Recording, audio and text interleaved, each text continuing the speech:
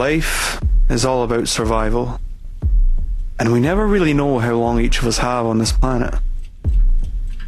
But our job as a species is to persevere and eliminate anything which may threaten our survival. So what's the biggest threat you can think of?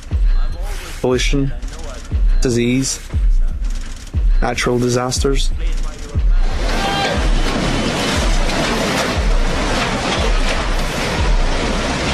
You know, looking around, the powers that be seem to have identified some pretty nasty threats. And so we have the war on terror, the war on crime, the war on drugs, the war on cancer. But when do we ever think about our basic life support needs? We usually don't have to because, luckily for us, we have a system. A system whereby the cost of living can be earned. You can gain employment and work for money, which of course provides access to food, to water, to shelter. And it's a good thing we have this system, because without money, you're as good as dead. But if you're without a job, no need to worry, because, yeah, again, we have a system. If you're out of work, for whatever reason, simply apply for government aid. See, all the people with jobs pay taxes. And since the government understands that a certain level of unemployment is to some degree to be expected, they simply dip into some of that tax money and hand it over to those without jobs through a magical process called redistribution. But it kind of makes you wonder, if this is our big solution to unemployment, where's the threshold? What level of unemployment can we really sustain? And what would happen if all these jobs suddenly disappeared? The world is facing an urgent challenge and needs to create, listen to this number, needs to create 600 million jobs to generate growth and maintain social cohesion.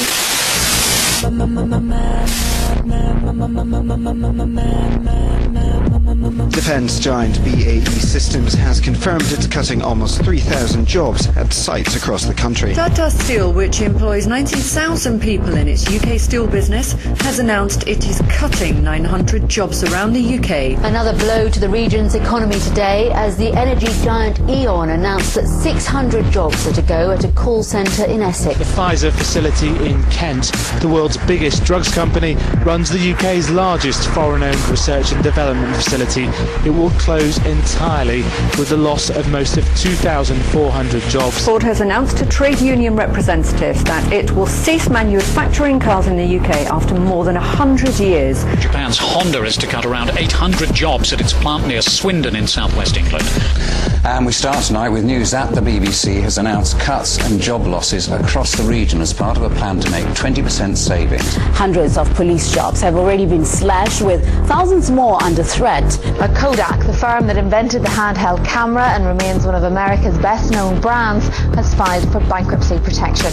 Rangers Football Club, one of the most famous in Britain, has announced it's gone into administration. More than 300 of the 800 stores that Woolworths used to occupy are still standing empty more than a year and a half after it collapsed at the end of 2008. More retailers are expected to go bust over the next few months. All 187 outlets are to be shut, with the loss of almost 1,400 jobs. The administrator said it is apparent that we cannot continue to trade. It was once Britain's biggest sports retailer, but today JJB Sports announced plans to go into administration. 6,500 jobs are at risk after the electrical retailer Comet announced it's going into administration. More than 4,000 jobs at risk after HMV announced that it was going into administration. It follows other chains. It's Blockbuster. It's become the latest casualty on the high street this week. A quarter of its stores are going to close. More than 700 people are going to be made redundant. There's serious doubts now about the future of around 6,000 jobs in the UK after the company asked for its shares to be suspended last Wednesday. Former Stands employees have come to the decision to occupy the store as a direct consequence of the actions of management. A buyer hasn't been found. The group currently employs a total of nearly 4,000 staff. Taiwan's IT giant Foxconn announced it plans to replace up to 500,000 human workers with robots in the next 3 years. It's called Scan and Do Shop. customers love it. Very simple system. Each load is almost 300 tonnes. But look closely, there's no one behind the wheel. The facility boasts the first robotic system in the UK to deliver supplies such as linen and food, and an automated robotic pharmacy. 井上さん、ミルクティーですね。岩下さん、オレンジジュースですね。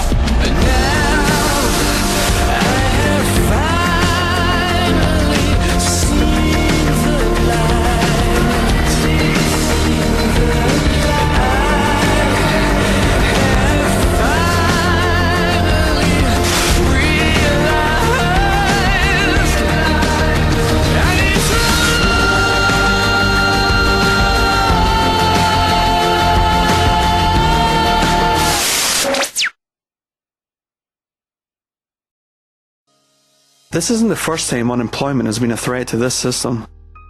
20 years ago, unemployment accounted for 10% of the UK's population. It marked one of the worst recessions in our history, with significant waves of rioting. However, in '93, unemployment took a turn. Somehow the jobs came back and things got better. This growth in employment is just what we needed. However, it only lasted till 2001. Then the rate stagnated, then increased. By 2009, we were back to around 8%. But it's reassuring to see the recent trends of unemployment have slowed since then. Or at least it would be reassuring if it weren't for this. This chart shows the trends of part-time versus full-time employment. Notice how the increase in part-time employment runs almost parallel to the decrease in full-time employment. So where one person may have been working, say, a 40-hour week contract, now two people would each be contracted 20 hours. And funnily enough, this crossover section occurred in 2009. So because technically more people are employed, the rates falsely imply a slight slowing down of job loss. But in reality, the amount of available work is shrinking, and the economy is only getting worse. So what happened last time we were in this mess? Let's go back to '93. What changed? Was it an orderly street protest which brought back the jobs? Perhaps it was some well thought out policy from Parliament that changed things. Maybe everyone just stopped being lazy and simultaneously arrived at the decision to go out there and get a job. But maybe it has something to do with technology. In '93, Microsoft released their Windows NT operating system. Intel developed the first Pentium processor. And the National Centre for Supercomputing Applications released version 1 of Mosaic, which was to be the world's first internet web browser. It's estimated that the internet grew throughout the 90s at a rate of 100% per year, subsequently improving global communication and creating many job possibilities within developed countries. Now, to remove any speculation as to whether or not this was the reason for the growth in jobs, it should be noted that throughout the 90s, our employment trends were almost identical to the US trends, and in a 2007 paper, a team of Harvard economists found the economic expansion of the 90s was in fact driven by the increased efficiency in the production of IT, including computing, software, and telecommunications. The birth of the internet had propelled us into a new age and saved us from further degradation. However, while emerging technology is responsible for having created many new jobs, technology has been known to replace jobs throughout history. When employment stagnated in 2001, this wasn't because technology had stopped expanding or that there weren't any new ideas. The stagnation is simply because technology is ever improving, and the amount of new jobs were being matched by the number of job losses. Economists will always deny that technology replaces jobs. It's called the lump of labour fallacy. Essentially, it's the notion that technology merely redistributes human workers. The jobs which become obsolete or automated simply allow humans to explore new sectors, perhaps even invent new industries which have yet to be conceived of. Well, while this idea may have been partially true in the past, The argument simply doesn't hold up anymore.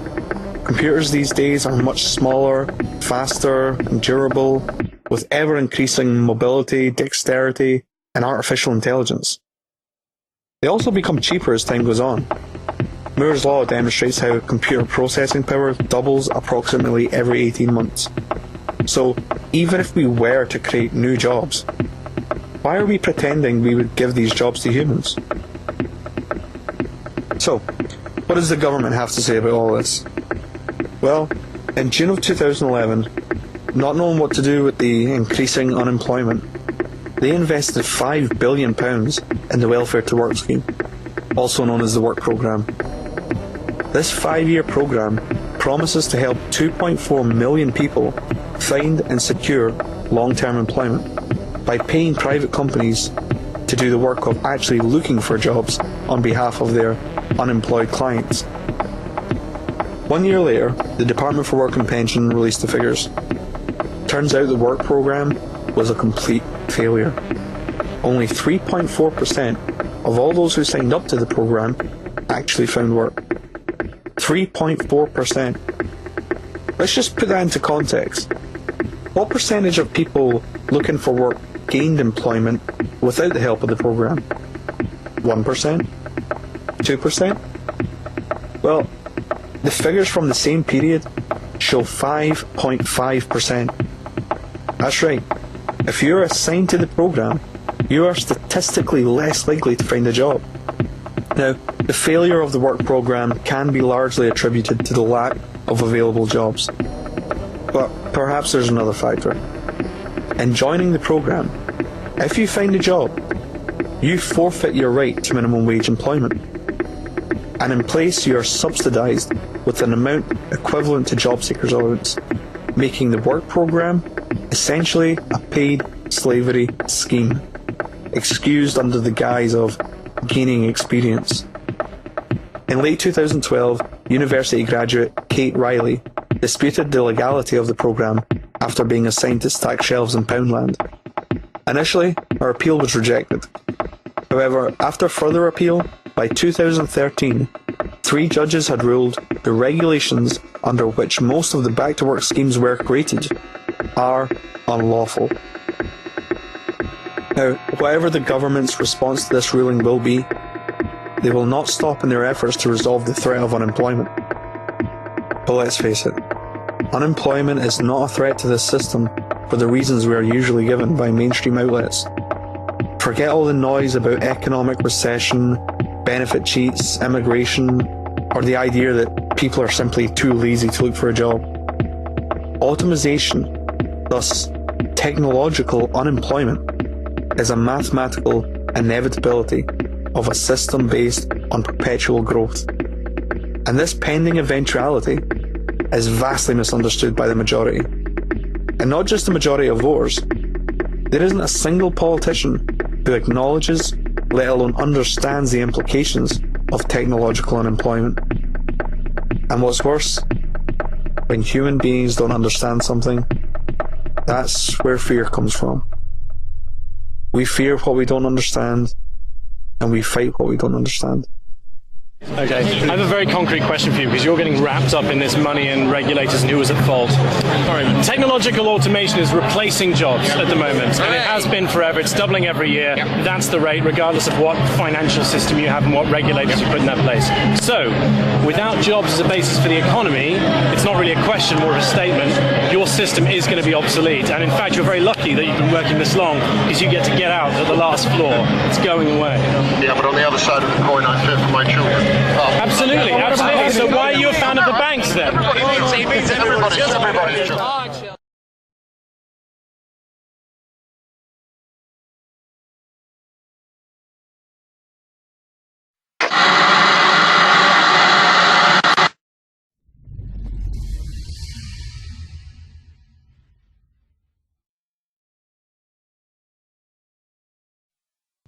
In recent times, high street shops have been disappearing at staggering rates, taking thousands of jobs with them. First Quench Retailing, Woolworths, Hawkins Bazaar, D2 Jeans, Officers Club, Focus DIY, Blacks, La Senza, Best Buy Europe, Clinton Cards, Barrett's, Game Station, Comet, Optical Express, JJB Sports, Oddbins, Game Group, HMV, Jessup's, Ethel Austin, Blockbuster, and more. Now, it's obvious some of these stores have not disappeared entirely. Many have moved into warehouse distribution, and their stores still exist in the form of websites. You may also be wondering why I've included game in this list, since there are in fact game stores in the high streets today. Well, I do so to make a point. See, in 2012, when Game went bust, the Swedish Nordic Games acquiesced the Game Group, acquiring the brand as well as the company's stores and employee contracts. But this is actually a different company altogether. Game wasn't resurrected through strategical advertising, market booms, or stern administrative decisions. The company we all knew as Game went bust. It lost.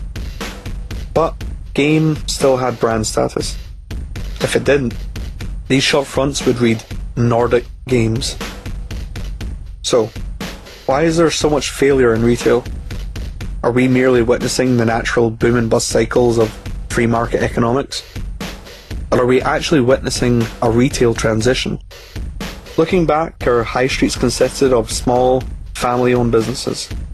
But the more companies grow, mergers and acquisitions become inevitable, and the smaller stores get phased out as they struggle to compete for market share, eventually being replaced by conglomerates.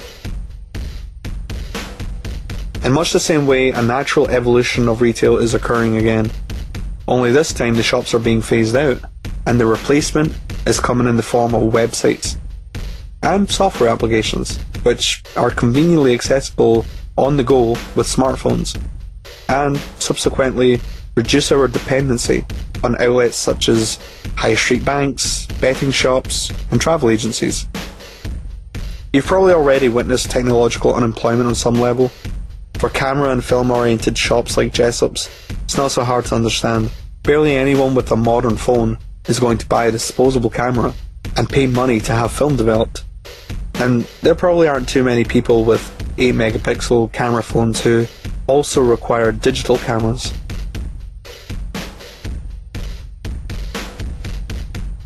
Due to advancing technology, these stores have suddenly become specialist stores, their customers now having to mainly consist of serious photographers.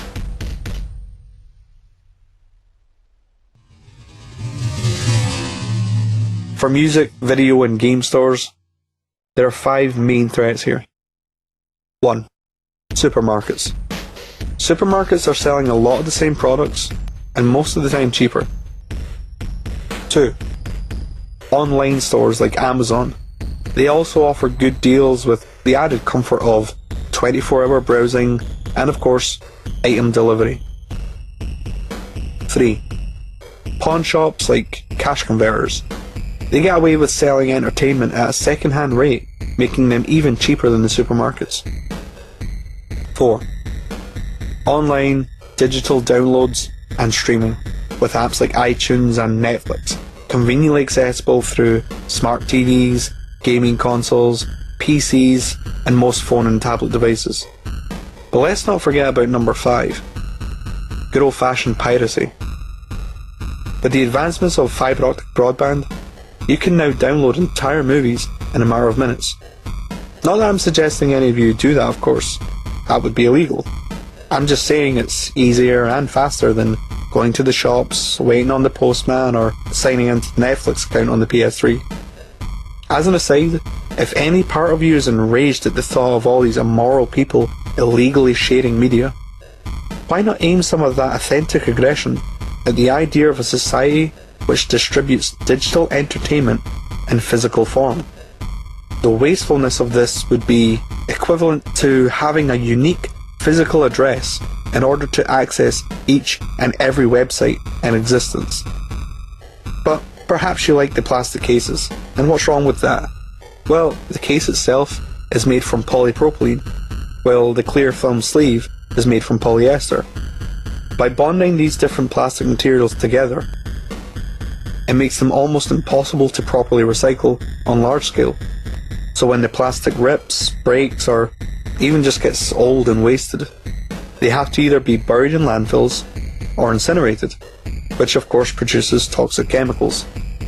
And this is the system we support by the way we choose to purchase entertainment, despite having had the possibility of digital alternatives for over a decade. Asking people to shop in these stores is asking us to live in an unnatural, counter-progressive way. So, perhaps the failure of these stores is a good thing. But, good or bad, a digital acquisition is upon us, and the failure of these stores are simply a matter of time. And yes, even if they sell their brand status, they're failing. Nordic Game won't be too far behind either. But what about bookstores, like Waterstones? Well, the increase of tablet and ebook readers certainly poses a threat. However, I can imagine the feel of a book, which people are also nostalgic about, will be used as a justification argument for the continued stifling of a successful digital transition. But even without a digital alternative, Waterstones in particular is facing the same threats from online distribution and supermarkets, as are almost all product-based stores. Products to do with body care, cosmetics, clothing, mobile phones, electrical appliances, and even musical equipment. However, there is an argument to be made that the high street stores are different, perhaps even better than a website or a supermarket, and that they provide knowledgeable staff. Perhaps you're unsure of what product is best for you. In these shops, you can interact with friendly salespeople who are in fact qualified to offer advice and help you make the right decision. Well, while it is true that these employees are trained to help customers, and they are required to have a certain level of knowledge about the product, they also have something which no one really questions: sales targets. Either the staff or the store itself will have target requirements. If I wandered into a phone shop unsure of what to buy and make the mistake of telling the salesperson that I'm not too familiar with the differences, I leave myself open to a product sale bias. In this scenario, the store has no problem selling the best products, so instead, I am presented with an inferior product, which the store is struggling to offload. The salesperson's job here becomes distorted, and I, the customer, will most likely be subjected to an eager sales pitch as opposed to honest insight. You are going to get what's ever in this box for $24.99. Oh no! No! He's got 3 balls of sex in this thing for £26.90. You need to buy. Boys, please, please. Oh, Matt, no. You need to buy now. In our current system, money is the driving force, and as such, the advice and intent to help a consumer make the right decision is only a conditionality when required. But the main priority is always profit. I know this is designed for kids.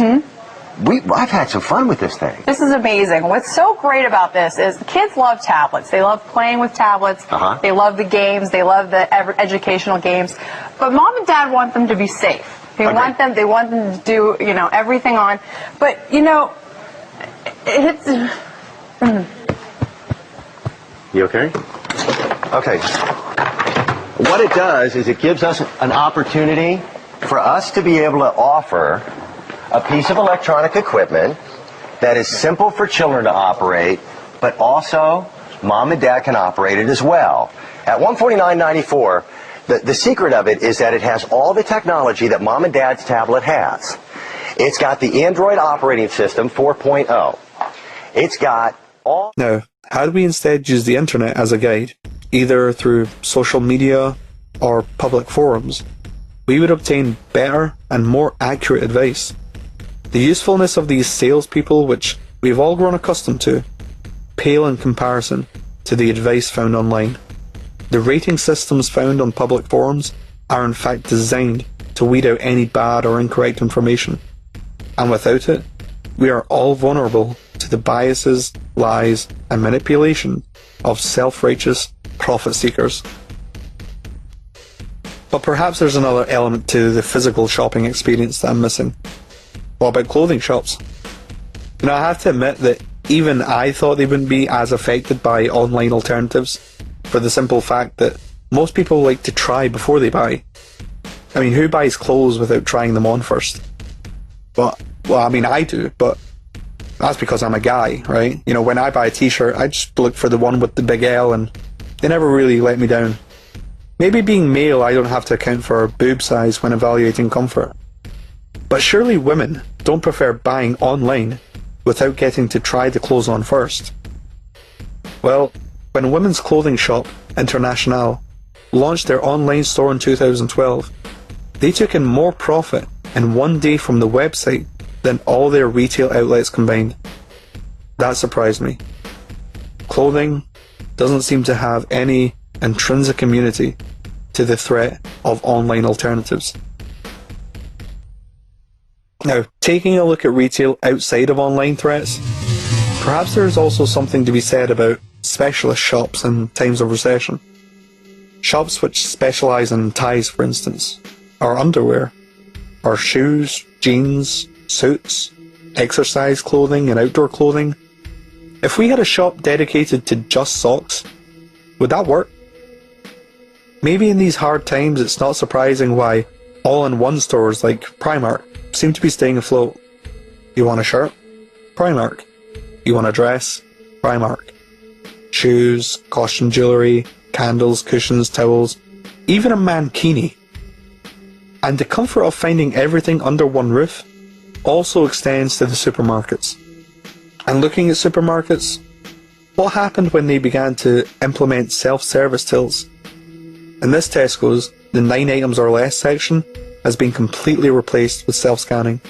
So now, only one job is required to assist those unfamiliar with the process or those trying to purchase items which require age verification. When this technology extends to the larger conveyor belt sections, as it has been in pockets, or more importantly, when high street stores like Primark adopt self-serving, retail will undergo yet another transitionary phase, resulting in thousands of redundancies, and these job losses will not be temporary.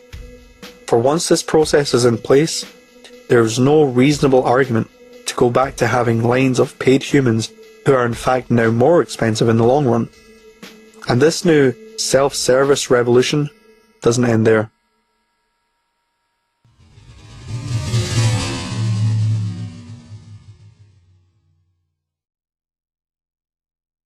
General convenience stores are now entirely replaceable with vending machine kiosks. A company called Shop24 has over 190 locations in Europe, and they have already begun UK implementation. And as the name suggests, these vending stores are open all hours, giving them an even greater advantage over conventional human-required methods. Vending machine stores will also start to crop up in the form of sweet shops and on-the-go cuisine, offering hot drinks, soft drinks, desserts, chips, noodles, hot dogs, even pizza. Complete vending machine integration of cafes and lunch bars are on the horizon, as well as local pubs consisting of alcohol, cigarette and pub food vending. The only human required job here would be a moderator / bouncer hybrid, ensuring no one under the legal drinking age gains access. But even the need for human age verification is threatened by technology. Today, we have the iSample, a vending machine developed by Intel and Crafts. With built-in optical sensors, it is capable of reading the face and determining gender and age, all within a fraction of a second. Earlier I mentioned pawn shops such as cash converters, and it's interesting to note how these shops actually tend to profit in times of economic recession.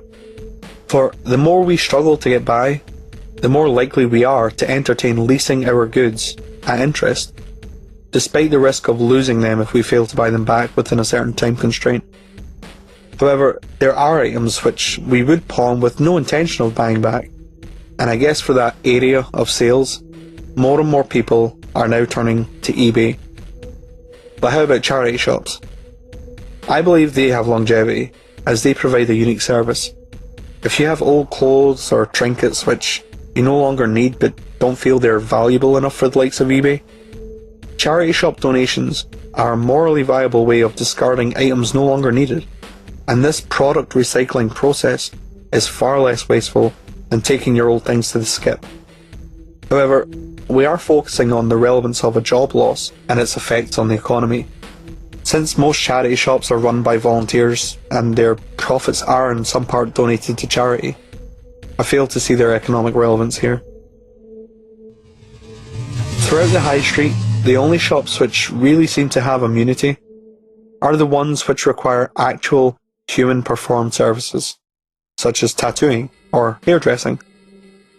But just for fun, let's see if tattoo artists really are impervious to automation. In 2012, a guy named Chris Eckert developed the auto ink tattoo machine. Now, for demonstration purposes, it uses a ballpoint pen instead of a needle. However, the implication of this machine's potential is obvious. If it were ever to take off, pre-programmed designs could eliminate the need for any human involvement in the tattooing process. Earlier, I highlighted the fact that a lot of high street stores now occupy warehouses and sell their products online. This may lead some of you to assume that the economy will at least be helped in some part by all these new warehouse jobs. Well, it seems even these jobs are under attack. For example, Amazon is the world's largest online retailer and currently have 12 fulfillment centres across the UK. But in May of 2012, Amazon purchased the American Kiva Systems for $775 million. What is Kiva? Kiva is an autonomous robot which uses optical sensors to navigate through a warehouse. It reads inventory items as bits of digital information, which is then organised through complex algorithms in much the same way that Google organises web pages. They can pick, pack, and ship anything sold online faster and for a lot less money than a human. These efficiencies allow Kiva to gather goods within minutes of an order, allowing the remaining human workers to ship up to 4 times more packages in an hour. Similarly, the Spanish Boinesa group have incorporated 2 automised facilities. The first stores products directly as they are being unloaded from delivery vehicles, guaranteeing complete control and traceability of goods. And in the second, once products have been calibrated and classified, they are placed on double-depth shelving, which allows for twice the storage capacity without having to increase the amount of stack cranes used. Since Boinesa switched to using the high-speed automised facilities, they have eliminated the need for human operator intervention and have increased their product control and warehouse security to the extent that output is now 5 times the amount of a conventional warehouse.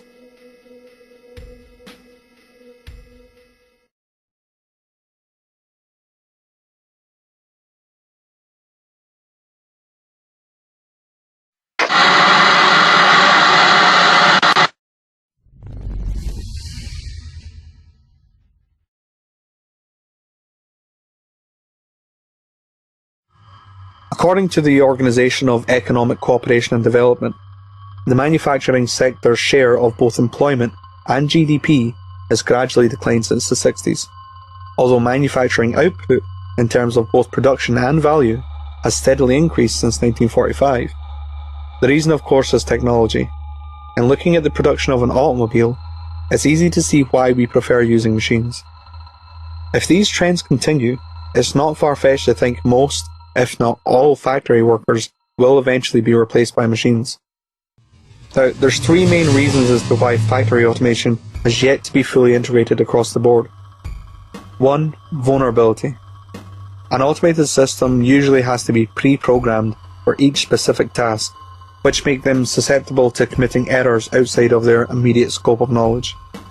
This makes them typically unable to apply simple rules of logic to general propositions. However, machines today have far more mobility and dexterity than ever imagined, and instead of having to be pre-programmed for each motion, machines are gradually gaining autonomy, being able to detect objects and predict movement. The second reason is due to unpredictable, excessive developmental costs. The research and development costs of automating a specific task can often exceed the cost saved by the automation itself. The third reason also has to do with affordability. High initial costs. Automating a new product requires an initial investment, which is usually quite expensive when compared with the unit cost of the product, even though the cost of automating may be spread among many products over time. The decision to automate is therefore reserved for products which have proven to be profitable and unlikely to change, as any alteration could require the reprogramming of machines. Now, these three problems have been an issue since factory automation began, but as time goes on, the machines improve and the cost of automating declines. For simple assembly line tasks, it's certainly been cheaper to have human workers. However, in mid-2012, an American company called Rethink Robotics launched the Baxter robot. Baxter is a revolution in assembly line manufacturing, as it can be programmed to perform a multitude of tasks, and the best part is, you don't even have to be a programmer. Simply grab his arms, guide him through the motions of the required task, and then leave him to get on with it. If another task is required later on, simply grab his arms again and reprogram the motions. Baxter is currently on the market for around £14,000, which is an extremely affordable initial investment cost, and taking into account the average lifespan, it works for less than £3 an hour, 24 hours a day, 7 days a week, and doesn't require tea breaks. This robot is set to revolutionise the entire manufacturing industry. Aside from factory jobs being replaced by machines, there are many products today which are quickly becoming altogether irrelevant. For those of us with smartphones and tablets, the following examples may appear too obvious to require a detailed analysis. But for those of you who have yet to acknowledge this trend, let's take a look at the implied future of the smartphone app. Currently, apps are in the process of killing a vast range of physical products, most obviously paper products. Novels, comic books, cookbooks, puzzle books, phone books and yellow pages, dictionaries, encyclopedia, magazines, newspapers, shopping catalogues, road maps, photo albums, calendars, diaries, and of course, many products associated with stationery. Then there are electrical products such as calculators, radios, alarm clocks, camcorders, voice recorders, remote controls, karaoke machines, guitar tuners, amplifiers and effects pedals, GPS navigation, video game cartridges, and even board games are having their physical necessity challenged by software.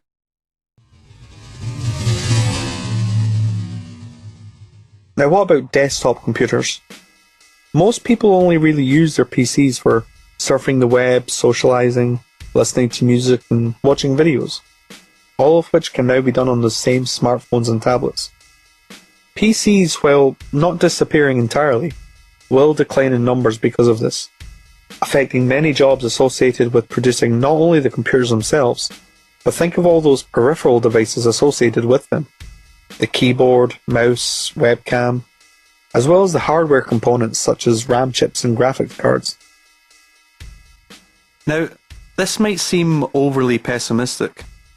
However, a survey by the International Data Corporation showed tablets to account for a third of all computing sales in 2012, and even Microsoft are acknowledging the inevitable outcome. And with the advent of 4G wireless networking, which allows for high-speed internet on our mobile devices, we can now use applications like Skype and FaceTime to make phone calls to and from anywhere in the world for free. The implication being the demise of traditional landline phones and mobile network tariffs.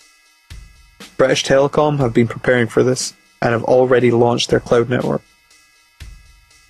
Now, digital alternatives may not yet be adopted by the majority, perhaps mostly because of nostalgia rather than efficiency. But the children of the future are not going to care about the toys of the past.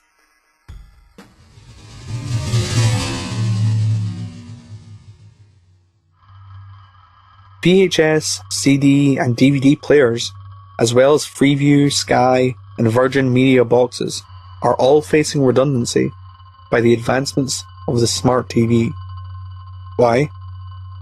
Because smart TVs stream content from the internet, making it possible for Sky and Virgin Media to exclusively exist in app form.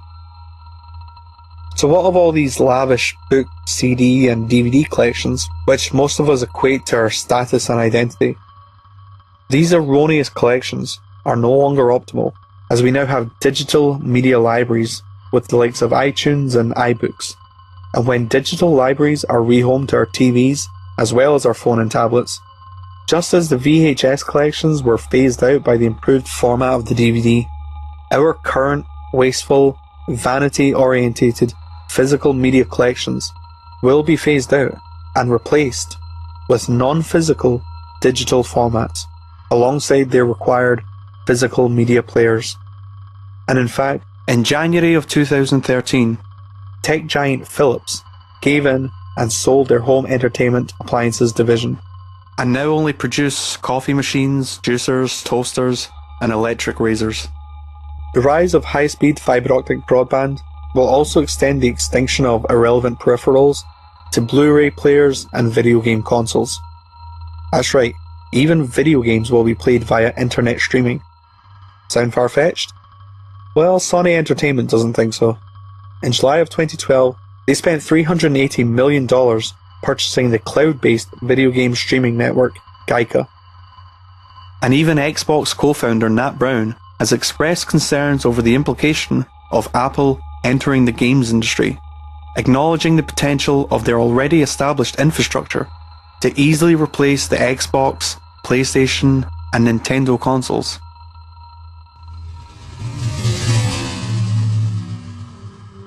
Now, obviously there are many physical products on the market which are not threatened by digital downloading. However, in October of 2012, the City of London was host to the world's first ever consumer 3D print show, displaying how 3D printing can allow customers to download and print a vast range of products as and when they need them. Now, this is not merely a glimpse into a hypothetical future. 3D printers can already build products from a range of materials, including plastic, chocolate, glass, concrete, and even metal. So, what products could we print? Well, just about any basic household items, from plates, bowls, mugs, bottles, cutlery, Tupperware, lampshades, photo frames, furniture, musical instruments, figurines, even a wrench printed with fully moving parts. So you may be wondering just how far in the future 3D printing is and how expensive these things are going to be. Well, let's look at the RepRap project. RepRap is a self-replicating 3D printer, meaning it can print most of its own parts. So if you have one, you can make another one. And the great thing about RepRap is that it is open source, meaning its design is not owned or constrained by copyright. It's completely free for anyone to use and improve. Today, 3D printers can be purchased from open source groups like RepRap and Fab at Home, or commercially through pp3dp.com and Cubify. But perhaps you don't have the room for a home 3D printer. Well, there is an option of ordering 3D printed products online through services such as Shapeways, Sculpteo, and iMaterialize. Companies can also employ the mass producing of 3D printed products through organizations such as Thingiverse and Craftworks. The world of 3D printing is huge and is here today. And just like every other technological advancement, as time goes on, these things will become more and more affordable. And every company which currently produces all those household items will simply become financially unsustainable.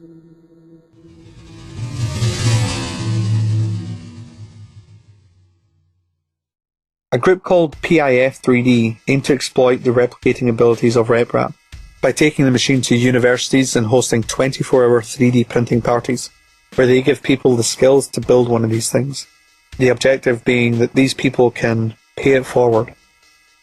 Once they have built 2 or 3 RepRap printers, they repeat the process of taking it to schools and showing others how to make their own, and the process repeats.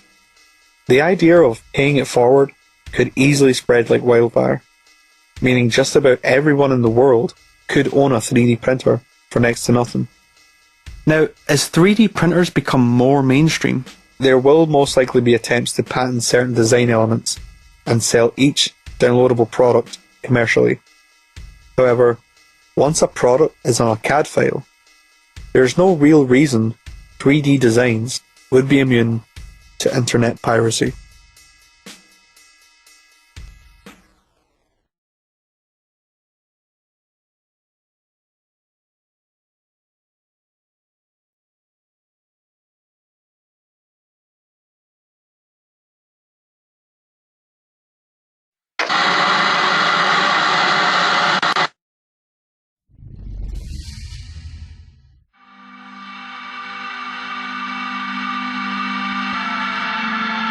Around 2.5% of the UK's population have jobs which require a driving licence. The first autonomous driverless vehicle was developed by Sebastian Thrun, director of the Stanford Artificial Intelligence Laboratory and co-inventor of Google Street View. In 2005, the Google car won the DARPA Grand Challenge, and since then, Google have been developing a commercial system. However, progress has been held back due to legal liabilities. For example, if there was an accident, who would be at fault? The car owner or the manufacturer? Or if the accident was caused by loss of signal, would the internet providers be accountable? Filtering through legislation is often a lengthy process, but they've come a long way. And in August of 2012, after the Google team announced they had completed over 300,000 miles of autonomous driving, all without a single accident, Nevada, Florida, and California all passed laws allowing driverless cars. Although it's hard to envision a complete timeline, the remaining United States and the UK will eventually pass similar legislation, and driverless cars will explode onto the market.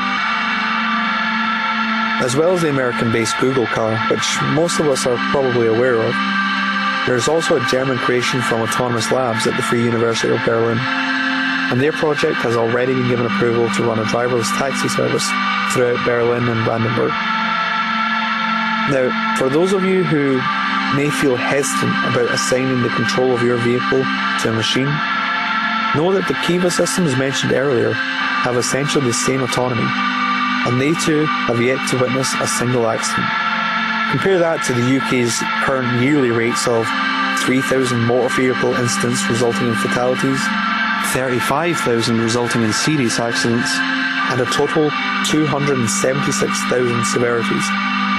Clearly, it would be societally irresponsible to maintain dependency on human drivers while the safer option is available. And in making a safer society, all jobs associated with public transport and delivery of goods could be achieved without human involvement.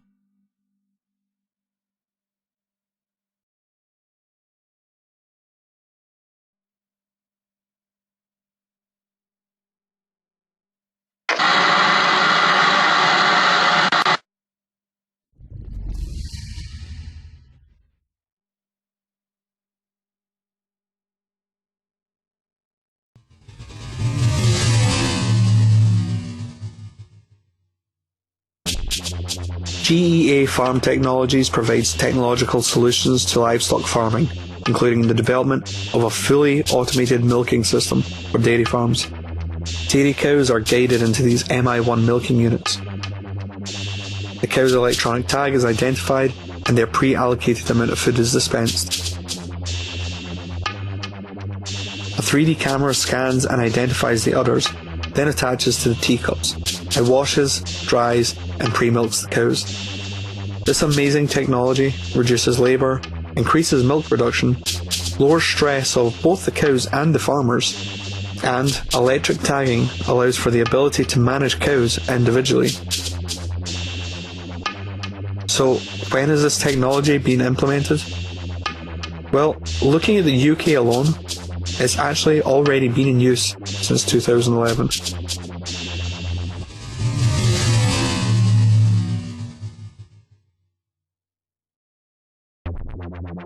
EGNOS Precision Farming is a system which uses GPS guidance technology for crop cultivation.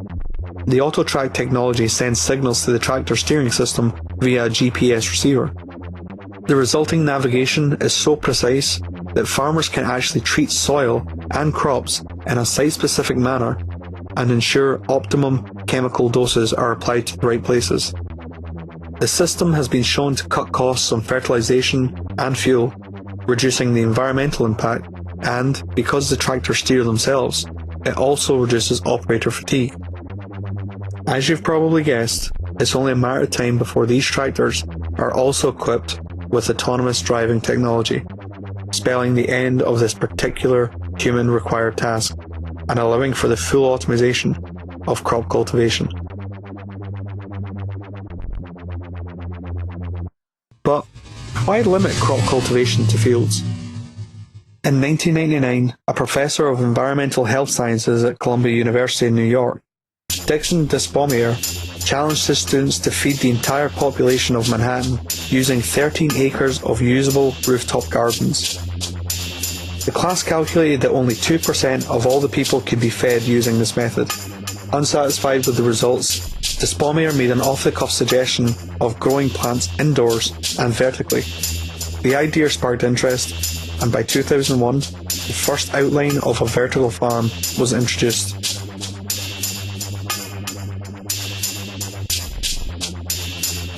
Today, scientists, architects, and investors worldwide are working together to make the concepts of vertical farming a reality.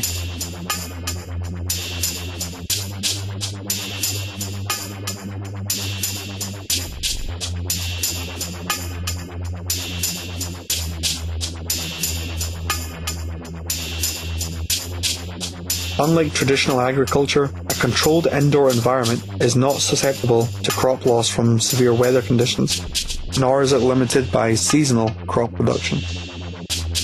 And using the method of hydroponics, which doesn't require soil, water is preserved in a closed-loop system, eliminating the concern of agricultural runoff, and since it's continually recycled, the total water usage is 70% less than our current requirements. Without soil, this system is also immune to most pesticides, meaning we could do away with having to spray agrochemicals on our food. And for any of you skeptical about the limitations of hydroponic farming, here's a list of already commercially available products from hydroponically produced plants.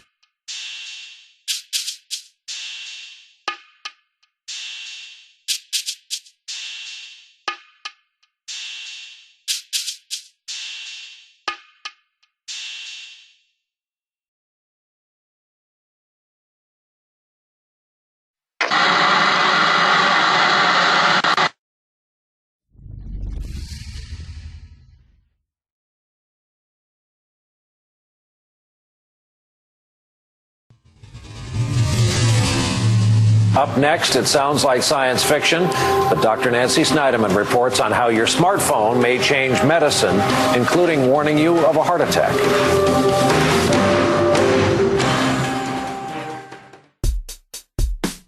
By modifying an iPhone with this ECG attachment and using the Alive ECG app, your heart rate, temperature, oxygen and fluid levels can all be recorded with the results directly uploadable to your cardiologist.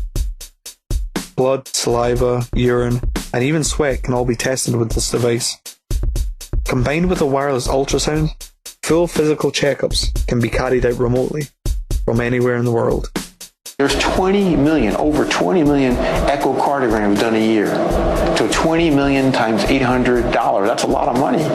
Probably 70, 80% we can get rid of just by having this part of the physical exam. As for prescription medicine, perhaps the biggest threat is not with technology, but rather in the curing of illnesses.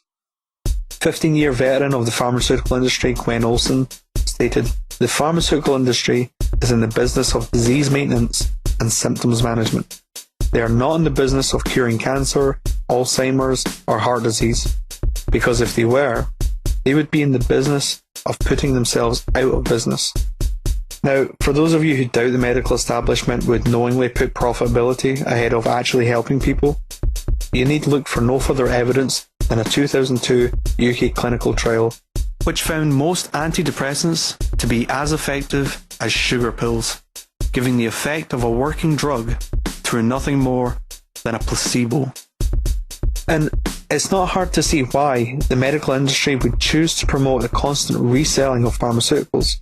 If, for example, a cure for cancer were discovered and adopted by the mainstream, it would cause considerable losses in profits generated through radiotherapy, chemotherapy, hormone therapy, gene therapy, and immunotherapy, not to mention the surgical costs of removing tumours. So, what does it mean for their industry when a 15-year-old boy from Maryland discovers a new way of detecting cancer, which studies have shown to be potentially 99% accurate, 168 times faster, and 26,000 times cheaper than our current methods? Make no mistake, this amazing achievement will be seen by the cancer profiteers as a blow to the industry. But regardless of their somewhat corrupt, profit-driven mentality, technology moves on. And even when pharmaceuticals are the only option, technology is yet again providing solutions.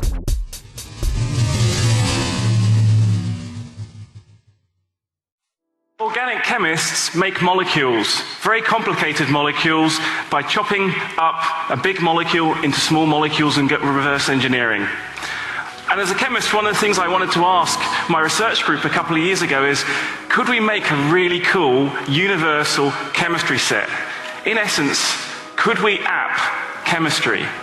Well, to start to do this, we took a 3D printer and we started to print our beakers and our test tubes on one side and then print the molecule at the same time on the other side and combine them together in what we call reactionware. And so by printing the vessel and doing the chemistry at the same time, we may start to access this universal toolkit of chemistry. Now, what could this mean?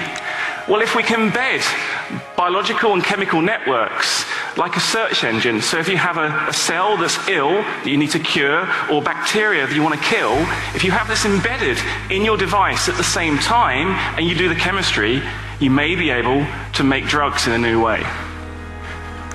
So how are we doing this in the lab? Well, it requires software, it requires hardware, and it requires chemical inks. And so the really cool bit is the idea is that we want to have a universal set of inks that we put out with the printer, and you download the blueprint, the organic chemistry for that molecule, and you make it in the device. And so you can make your molecule in the printer using this software. So what could this mean? You don't need to go to the chemist anymore. We can print drugs at point of need. We can download new diagnostics. Say a new superbug has emerged. You put it in your search engine and you create the drug to treat the threat. So this allows you on-the-fly molecular assembly.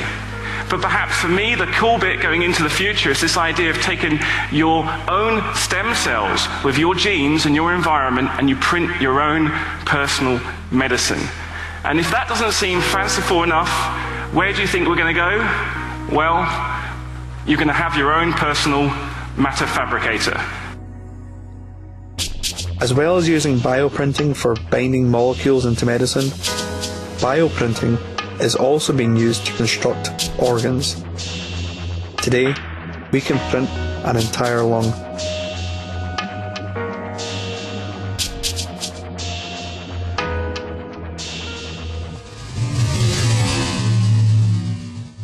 Now, looking at hospital care, I'm sure most of you are now aware of these telepresent robots, which allow intensive care specialists to remotely communicate with patients across multiple hospitals.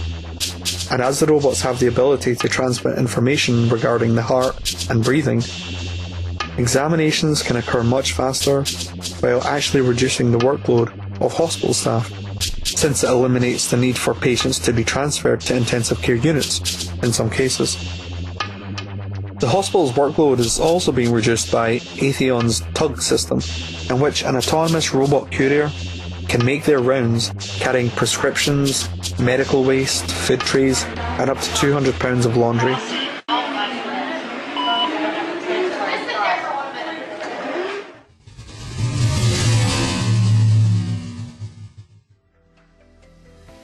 As for home care, meet Asimo.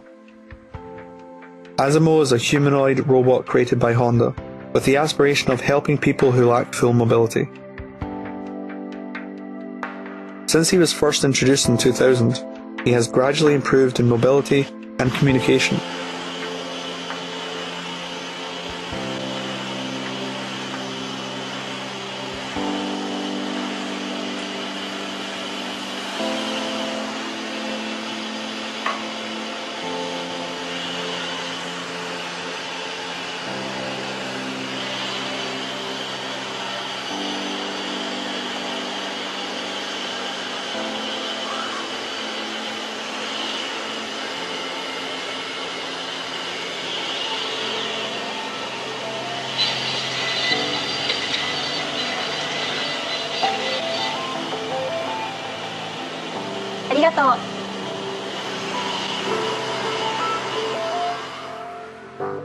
Eventually, Asimo will be capable of performing most tasks typically required of home care staff.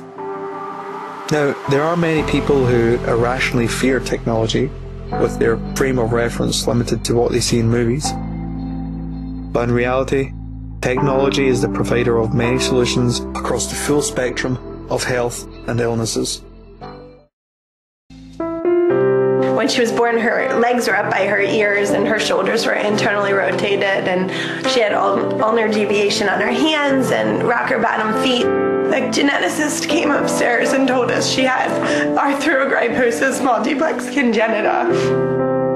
They brought her legs down and they casted her, and slowly and surely she started to develop.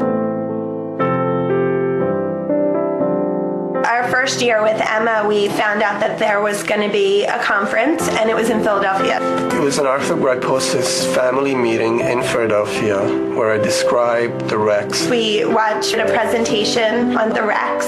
And that's how it all started. We ended up in Tarek and Whitney's workshop. The Rex was attached to a stand, and she was able to put her arms into the Rex and for the first time be able to lift her hand up towards her mouth. She just started, throwing her hands around and playing. We were bringing candy up for her to eat, and we were bringing toys up there, and it was so fun for us to go up there and to see her play. The existing Rex is all metal parts, and it's kind of big, and Emma was too small for that. So we required something light and small that would attach to her body and go with her. So that's where we had this Stratasys 3D printing machine, and we thought, well, we could print it out for her. And he did it, and the weight difference is significant. And for a child who only weighs 25 pounds, it makes a big difference. Whitney and Tarek put their minds together and came up with a jacket, and they would put the Rex on that, and we're on our second jacket. She outgrew the first one, and now we're on our second one. And it's still evolving. It's still growing into this incredible prosthetic that helps her to use her arms. Without the 3D printer, we would not be in a position we're in with these younger kids, making them a Rex device that can go with them. This is one of those industries that matches perfectly with 3D printing, additive manufacturing, because we need custom everything. I think 3D scanning and printing technology is the future for this field. The ABS plastic that they use is the same plastic used in Legos. It's human-friendly, if you will. It's really strong and durable to handle the abuse. We can answer a need in a heartbeat. If the Rex breaks, all I have to do is take a picture and email it to Whitney. He knows exactly what the piece is. He prints it out. I go to the hospital, or he's even mailed them. I don't have to worry about lead time to machine something, order supplies. I can just basically go back to my program and print out another one. And it's back together and it's working. When she started to express herself, we would go upstairs and we would say, Emma, we're going to put the Rex on. And she called them her magic arms. And everyone in the room cried. We took it off of her on this one occasion to make some adjustments to it. And as we took it off, she cried out, I want that. And we didn't think all that much of it. But when Mom started to cry, and we look over and ask Mom why she's crying, and she kind of takes a moment to recompose herself and tell us that that was her first complete sentence. To be a part of that, a little special moment for somebody else, can't help but kind of tug at your heartstrings.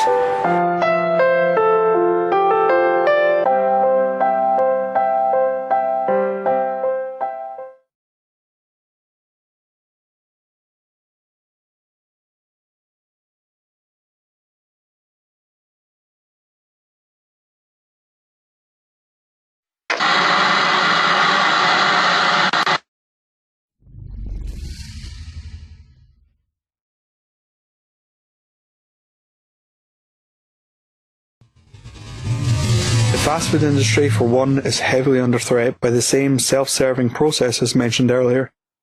In May of 2011, McDonald's announced its plans to install touchscreen technology across 7,000 restaurants in Europe. Parts of the UK have already begun implementation. And in some states in America, voice recognition has replaced the drive-thru. Can I get a 20-piece? A 20-piece chicken nugget. What kind of sauces would you like? What is it? Real person. What kind of sauce do we have? We got that honey mustard barbecue, sweet and sour. We got honey sauce, hot sauce that burns. Oh my we got gosh. that buffalo ranch if you need more at Chipotle barbecue. Ask for more and I'll tell you. As for the kitchen staff, automated systems are already being used for such processes as draining and refilling deep fat fryers, making more human tasks redundant. But perhaps the largest implied threat has to do with the American robotics company Momentum Machines, which is predicted to revolutionize the fast food industry. They are currently preparing to open the world's first smart restaurant, with its automated burger machine capable of dispensing around 360 burgers an hour. Not only does their machine construct and cook patties, it also slices toppings to order, and the technology even allows for customization, composed of meat ground to order and assembled in whatever combination the customer desires.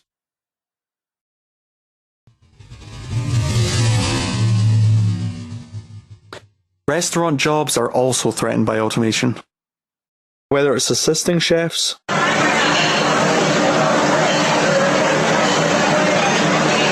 or replacing them completely.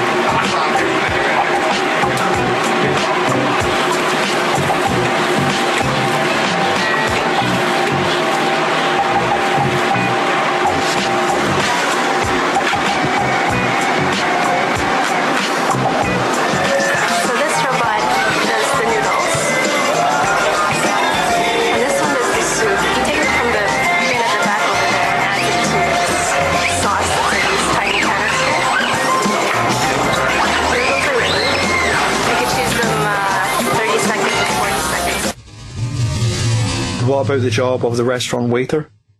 Well, aside from using robots, Germany is pioneering a different approach. You make your order from a touchscreen, and the food is dispensed via a railing system and delivered to your table when ready.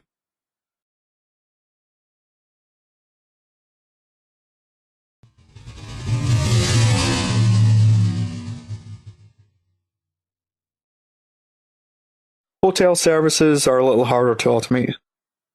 But obviously there are elements of automation which do reduce the workload.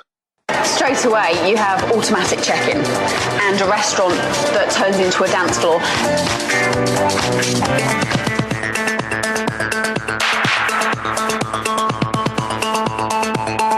We're at Yotel New York, which opened in June 2011. Yotel's a fun and futuristic brand. Some of the things we have in the hotel are we have motorized beds in the rooms, and we have Yobot, which is our answer to futuristic luggage management.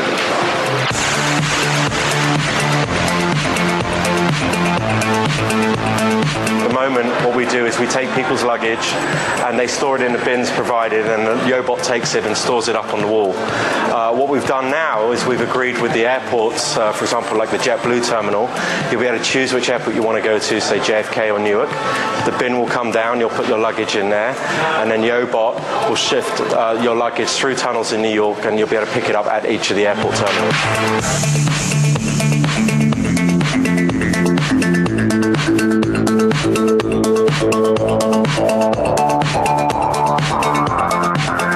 Also, we're looking at a luggage tracker, which you'll be able to download on our mobile app. So you'll be able to follow your luggage from its journey from here at the hotel all the way to the airport. We're also even looking at being able to ship people and the luggage from Yotel New York to one of our airport hotels in the future. Even cleaning and maintenance is potentially threatened by a series of robots, such as the Roomba autonomous hoover and the Winbot autonomous window cleaner. But perhaps there's some non-automated threats to the traditional process of accommodation. Couchsurfing.com is a sort of social network community where people register their hospitality. The idea being, if you want to travel, you simply type where you want to go, specify how many of you are going, and then search from a list of willing participants. Within this type of community, you can potentially travel the world without any need for paid accommodation.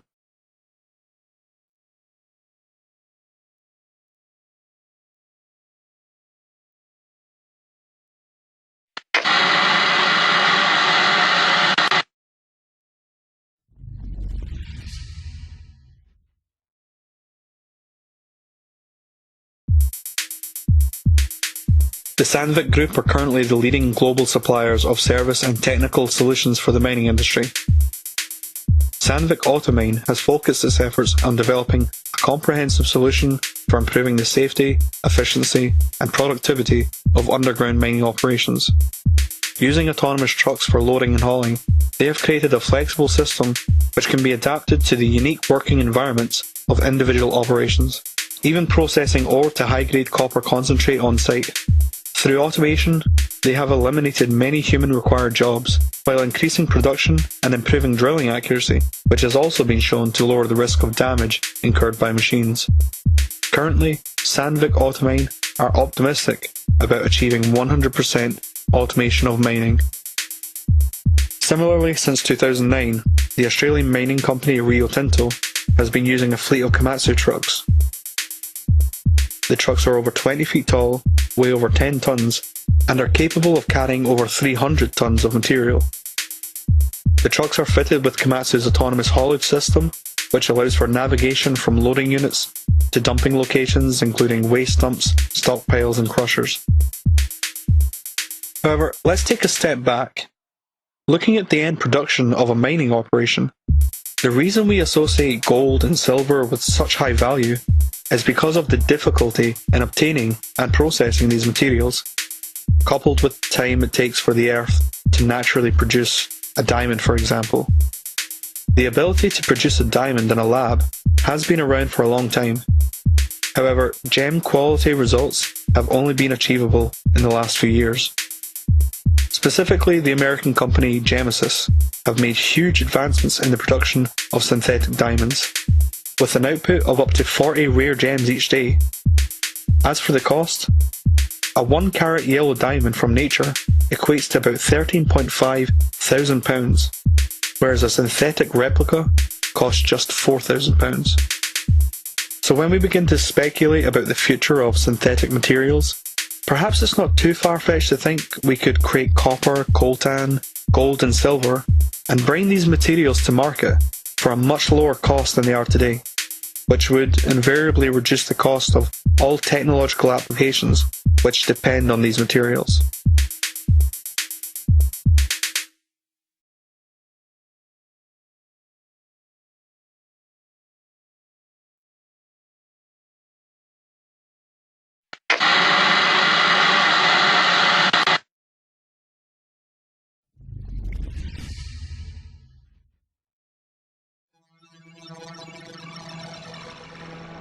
Construction employs over 2 million people in the UK and accounts for just under 7% of the nation's GDP.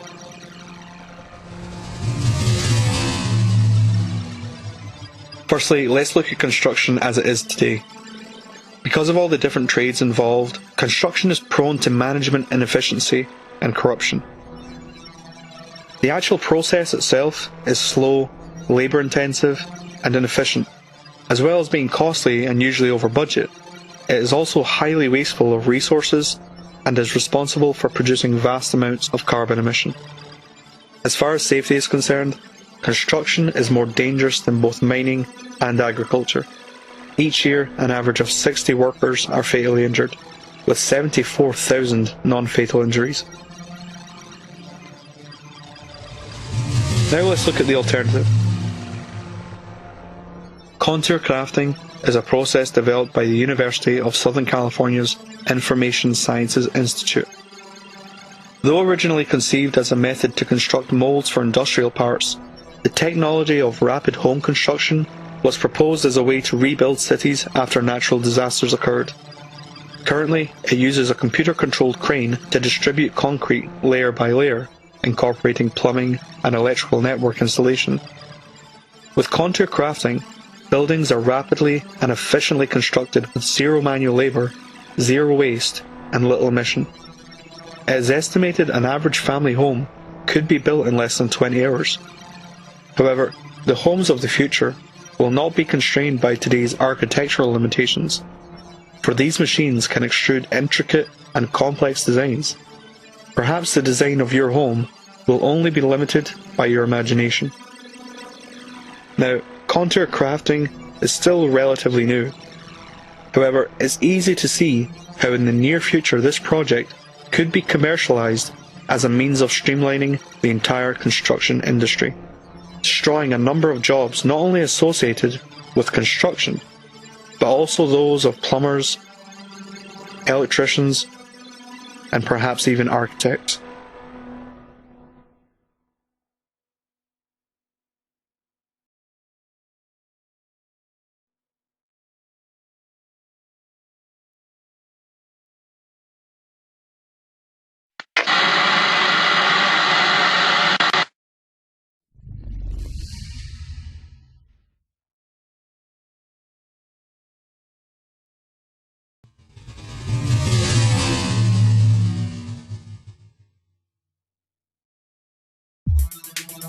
The mainstream method of education currently requires an all-knowing authority figure fulfilling the role of teacher and relaying empirical information to the students, after which said teacher will then review and grade the work of the students. This traditional approach to learning has been widely criticised throughout recent years as it relies on rote memorisation, teaching students what to think as opposed to how to think. And using the grading system has also been shown to create structural classism.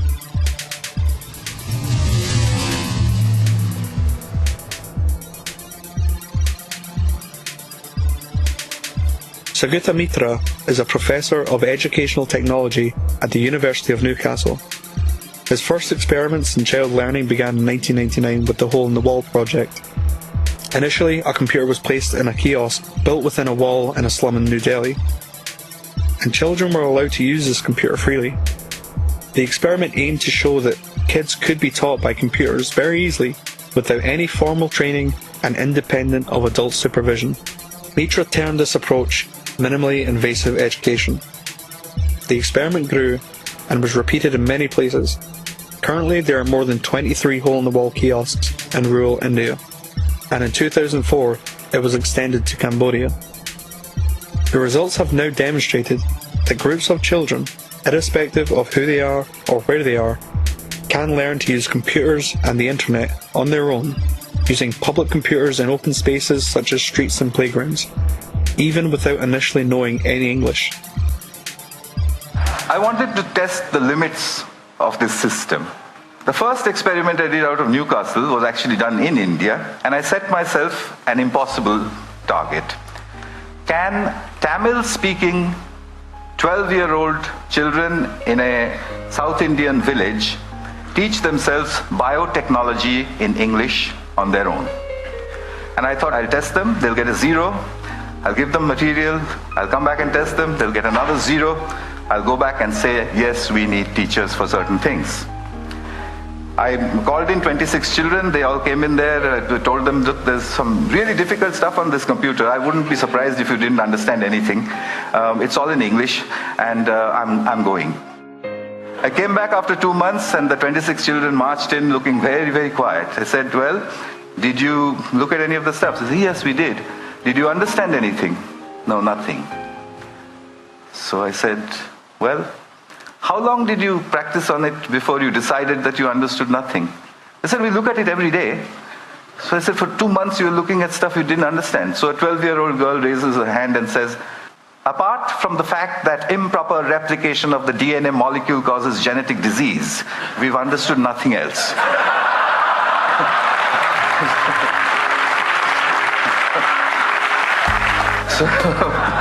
So their scores had gone up from 0 to 30%, which is an educational impossibility under the circumstances. But 30% is not a pass. So I found that they had a friend, a local accountant, a young girl, and they played football with her. I asked that girl, would you teach them enough biotechnology to pass? And she said, how would I do that? I don't know the subject. I said, no, use the method of the grandmother. She said, what's that? I said, well, what you've got to do is stand behind them and admire them all the time. Just say to them, that's cool, that's fantastic, what is that? Can you do that again? Can you show me some more? She did that for 2 months. The scores went up to 50, which is what the posh schools of New Delhi with a trained biotechnology teacher were getting. So I came back to Newcastle with these results and decided that there was something happening here that definitely was getting very serious. Across the River Tyne, 5,000 miles from Delhi, is the little town of Gateshead. In Gateshead, I took 32 children and I started to fine-tune a method. I made them into groups of 4. I said, you make your own groups of 4. Each group of 4 can use 1 computer and not 4 computers. You can exchange groups, you can walk across to another group if you don't like your group, etc. You can go to another group, peer over their shoulders, see what they're doing, come back to your own group and claim it as your own work. The children enthusiastically got after me to say, now what do you want us to do? I gave them 6 GCSE questions. The first group, the best one, solved everything in 20 minutes. The worst, in 45. They used everything that they knew. News groups, Google, Wikipedia, Ask Jeeves, etc. The teachers said, is this deep learning? I said, well, let's try it. I'll come back after 2 months. We'll give them a paper test, no computers, no talking to each other, etc. The average score when I'd done it with the computers and the groups was 76%. When I did the experiment, when I did the test after 2 months, the score was 76%. There was photographic recall inside the children, I suspect because they're discussing with each other. A single child in front of a single computer will not do that. I have further results which are almost unbelievable of scores which go up with time. Because their teachers say that after the session is over, the children continue to Google further. Here in Britain, I put out a call for British grandmothers after my Kuppam experiment. The deal was that they would give me 1 hour of broadband time sitting at their homes 1 day in a week. So they did that, and over the last 2 years, over 600 hours of instruction has happened over Skype using what my students call the granny cloud. Power of the Supreme. Back in Gateshead, a 10-year-old girl gets into the heart of Hinduism in 15 minutes. You know, stuff which I don't know anything about. 2 children watch a TED Talk. They wanted to be footballers before. After watching 8 TED Talks, he wants to become Leonardo da Vinci.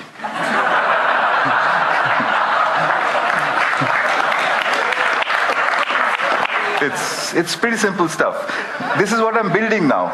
They're called souls, self-organized learning environments. The furniture is designed so that children can sit in front of big, powerful screens, big broadband connections, but in groups. If they want, they can call the granny cloud. This is a soul in Newcastle. The mediator is from Pune, India. So how far can we go?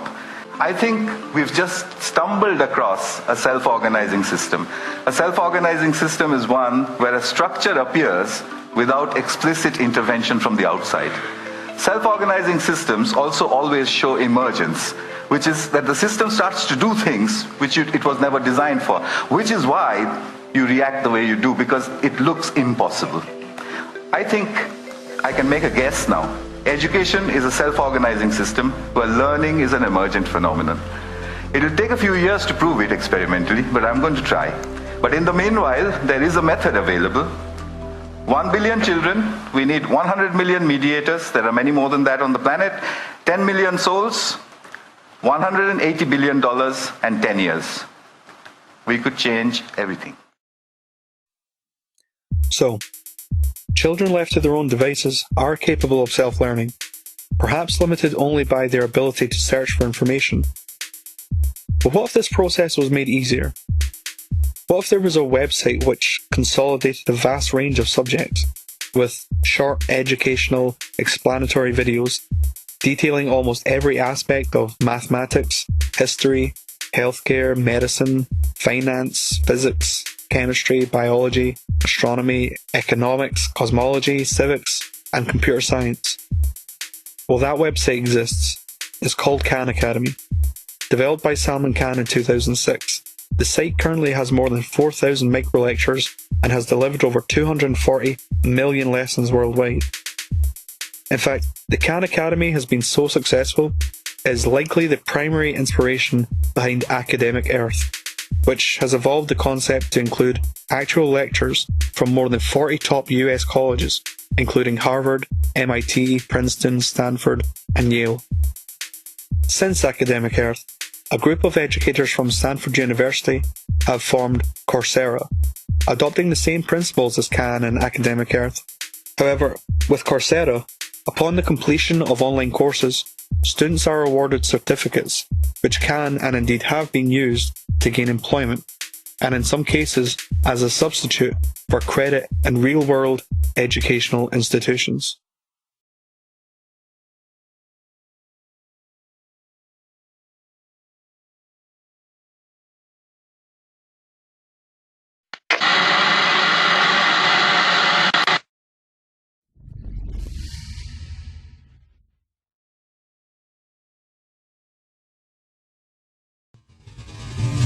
And looking at the future of the arts in relation to jobs, I feel an important distinction must be drawn here.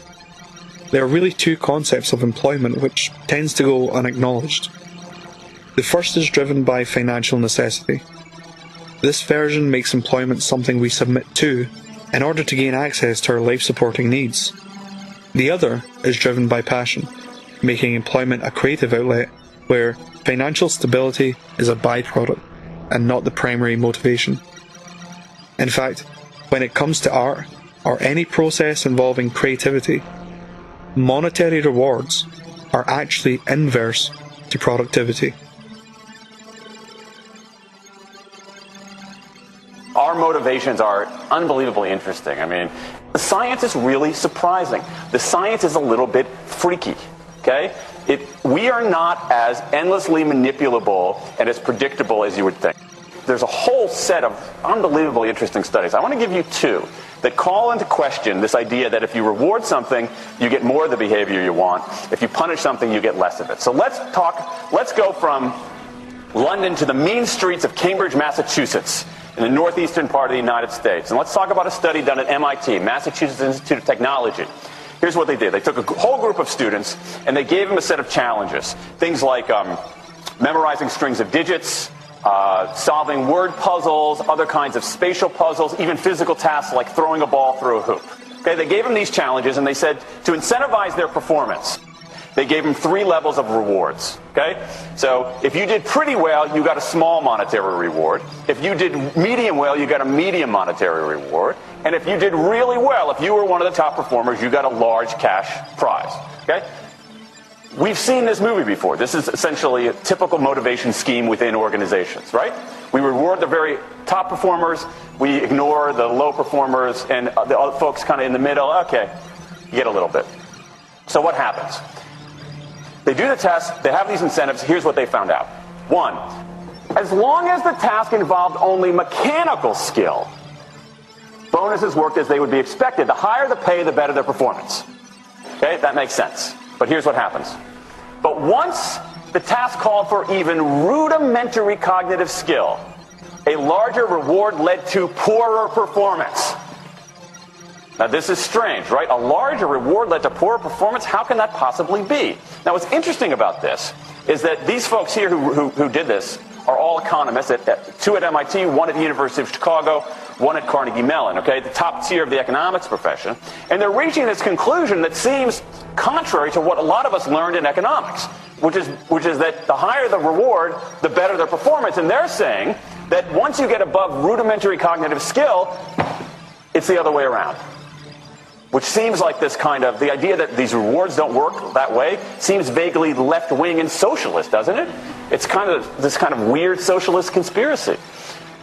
For those of you who have those conspiracy theories, I want to point out the notoriously left-wing socialist group that financed the research, the Federal Reserve Bank. So this is the mainstream of the mainstream coming to a conclusion that's quite surprising. Seems to defy the laws of behavioral physics. So this is strange. It's strange finding. So what do? They say, this is freaky. Let's go test it somewhere else. Maybe that $50 or $60 prize isn't sufficiently motivating for an MIT student, right? So let's go to a place where $50 is actually more significant relatively. Right? So let's take the experiment. We're going to go to Madurai, India, rural India, where $50, $60, whatever the number was, is actually a significant sum of money. So they replicated the experiment in India roughly as follows. Small rewards, the equivalent of 2 weeks' salary. Small performance, low performance, 2 weeks' salary. Medium performance, about a month's salary. High performance, about 2 months' salary. Okay, so those are real good incentives. Okay, so you're going to get a different result here. Well, what happened, though, was that the people offered the medium reward did no better than the people offered the small reward. But this time around, the people offered the top reward. They did worst of all. Higher incentives led to worse performance. What's interesting about this is that it actually isn't all that anomalous. This has been replicated over and over and over again by psychologists, by some extent by sociologists, and by economists, over and over and over again. For simple, straightforward tasks, those kinds of incentives, if you do this, then you get that, they're great. For tasks that are algorithmic, set of rules where you have to just follow along and get a right answer, if-then rewards, carrots and sticks, outstanding. But when the task gets more complicated, when it requires some conceptual, creative thinking, those kinds of motivators demonstrably don't work. In fact, money is a motivator at work, but in a slightly strange way. If you don't pay people enough, they won't be motivated. What's curious about, there's another paradox here, which is that the best use of money as a motivator is to pay people enough to take the issue of money off the table. Pay people enough so that they're not thinking about money and they're thinking about the work. Now, once you do that, it turns out there are three factors that the science shows lead to better performance. Not to mention personal satisfaction. Autonomy, mastery, and purpose. Autonomy is our desire to be self-directed, to direct our own lives. Now, in many ways, traditional notions of management run afoul of that. Management is great if you want compliance, but if you want engagement, which is what we want in the workforce today as people are doing more complicated, sophisticated things, self-direction is better. Let me give you some examples of this, of almost radical forms of self-direction in the workplace that lead to good results. Let's start with this company right here, Atlassian, an Australian company. It's a software company, and they do something really cool. Once a quarter on a Thursday afternoon, they say to their developers, for the next 24 hours, you can work on anything you want. You can work on it the way you want. You can work on it with whomever you want. All we ask is that you show the results to the company at the end of those 24 hours in this fun kind of meeting, not a star chamber session, but this fun meeting with beer and cake and fun and other things like that. It turns out that that one day of pure, undiluted autonomy has led to a whole array of fixes for existing software, a whole array of ideas for new products that otherwise had never emerged. One day. Now, this is not an if-then incentive. This is not the sort of thing that I would have done 3 years ago before I knew this research. I would have said, you want people to be creative and innovative? Give them a freaking innovation bonus. If you can do something cool, I'll give you $2,500. They're not doing this at all. They're essentially saying, you probably want to do something interesting. Let me just get out of your way. One day of autonomy produces things that had never emerged. Now, let's talk about mastery. Mastery is our urge to get better at stuff. We like to get better at stuff. This is why people play musical instruments on the weekend. You got all these people who are acting in ways that seem irrational economically. They play musical instruments on weekends. Why? It's not going to get them a mate. It's not going to make them any money. Why are they doing it? Because it's fun. Because you get better at it, and that's satisfying. Go back in time a little bit. I imagine this if I went to my first economics professor, a woman named Mary Alice Shulman. And I went to her in 1983 and said, Professor Shulman, can I talk to you after class for a moment? Yeah. I got this inkling. I got this idea for a business model. I just want to run it past you. Here's how it would work. You get a bunch of people around the world who are doing highly skilled work, but they're willing to do it for free and volunteer their time, 20, sometimes 30 hours a week. Okay, she's looking at you somewhat skeptically there. Oh, but I'm not done. And then what they create, they give it away rather than sell it. It's going to be huge. I mean, she truly would have thought I was insane. Okay, it seems to fly in the face of so many things. But what do you have? You have Linux powering 1 out of 4 corporate servers in Fortune 500 companies, Apache powering more than the majority of web servers, Wikipedia. What's going on? Why are people doing this? Why are these people, many of whom are technically sophisticated, highly skilled people who have jobs? Okay? They have jobs. They're working at jobs for pay, doing sophisticated technological work. And yet, during their limited discretionary time, they do equally, if not more, technically sophisticated work, not for their employer, but for someone else for free. That's a strange economic behavior. Economists who look into it, why are they doing this? It's overwhelmingly clear. Challenge and mastery, along with making a contribution. That's it. What you see more and more is a rise of what you might call the purpose motive, is that more and more organizations want to have some kind of transcendent purpose, partly because it makes coming to work better, partly because that's the way to get better talent. And what we're seeing now is, in some ways, when the profit motive becomes unmoored from the purpose motive, bad things happen. Bad things ethically sometimes, but also bad things just like not good stuff, like crappy products, like lame services, like uninspiring places to work. That when the profit motive is paramount, or when it becomes completely unhitched from the purpose motive, it's just, people don't do great things.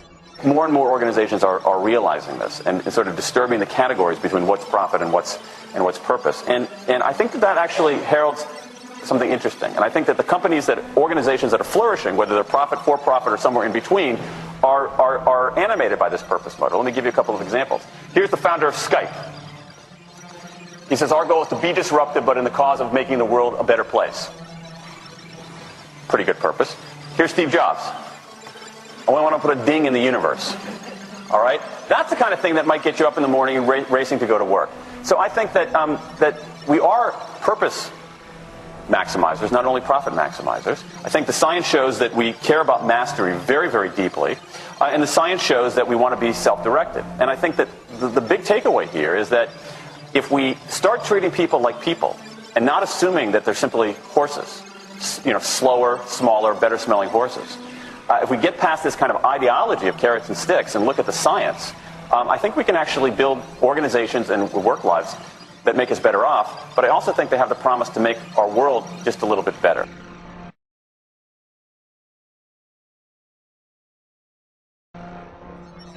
So, while all the mundane, repetitive jobs are being assigned to machines, the jobs which exist outside of a computer's creative capabilities are in fact the jobs which would exist regardless of financial reward, and in fact produce better results without the incentive.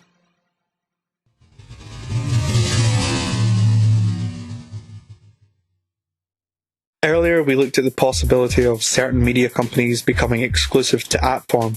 But what would the future of media look like if a website such as YouTube decided to adopt the same feature of paid subscription viewing, incorporating, say, an embedded planner interface? Well, for one, YouTube would have an immediate advantage as their planner could be customizable, and rather than having to pay for an entire package of channels, users would have the option of paying for individual programming. The programs themselves would no longer be constrained by the time slot limitations of a typical TV network, for each program could have its own channel. But this is all merely speculation, right? Well, no. Turns out YouTube are currently preparing to switch on live stream subscription viewing.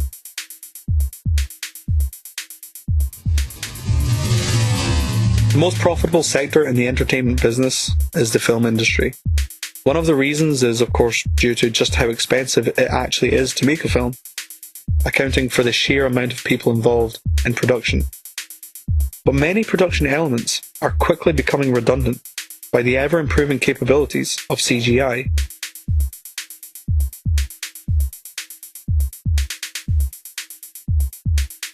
If filming outside, you only have a few hours of light each day to maintain continuity.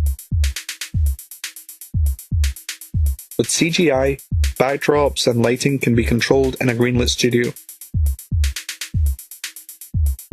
As far as on-screen performances, movies tend to have dozens of actors each requiring multiple takes of a scene, and character CGI has typically been reserved for cartoonish features. Well, as the technology advances, CGI is getting ever closer to reflecting reality.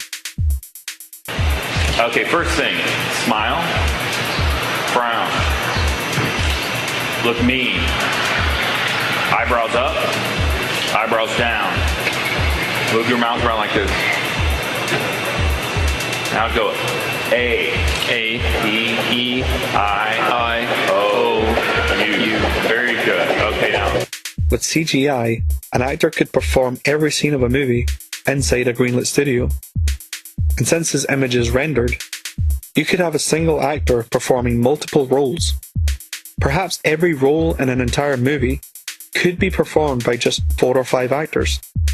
And since their emotions would be captured and stored on the computers, in the future, rather than having to shoot a scene over and over until finally getting the desired emotional response, perhaps directors will have the option of choosing from a database of pre-programmed actions. All of this implying mass reduction in the volume of people needed to make a film. Now, I'm sure many of you will see the lump of labour fallacy here and point out that new jobs would emerge in the form of building the CGI. However, video games are entirely CGI, and the development of a game currently costs between $500,000 and $5 million. Compare that with the starting price of $200 million for a Hollywood movie. And then there's the open source community. Blender, for one, is an open source 3D modeling program. Since the Blender project began, a community of volunteers have downloaded the source code and over time made gradual improvements to the program's functionality. Today, Blender is capable of producing this. Why don't you just admit that you're freaked out by my robot hand?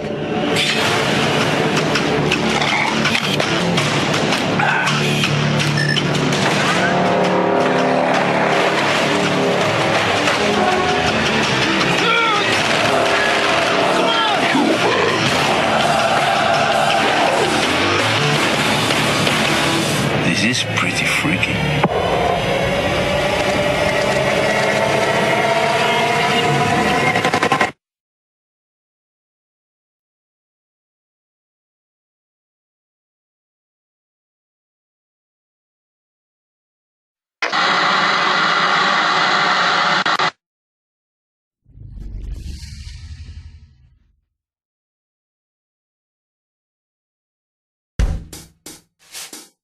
This sector covers a vast range of jobs, and I feel it would be far too time-consuming to address each in great detail. So let's run through these quickly. The workload typically required with legal advice and representation is now being diminished through the use of e-discovery, which enables one lawyer to do the work of 500. Accounting services are being replaced with software such as Cashflow, which can actually track bank transactions, obviating the need for manual input accounting. Translation and interpretation services are also being replaced with software, such as Lingo, which uses Apple's Siri technology to translate between 35 languages in real time. What is hello in Spanish? Okay, here you go.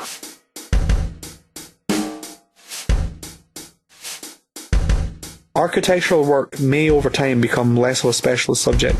As computers grew throughout the 90s, necessity demanded the majority of us familiarise ourselves with operating systems. I believe the advancements in 3D printing will demand more people become familiar with computer-aided design. And as the software improves, perhaps much of the architectural process could be constructed in a program similar to a Sims game.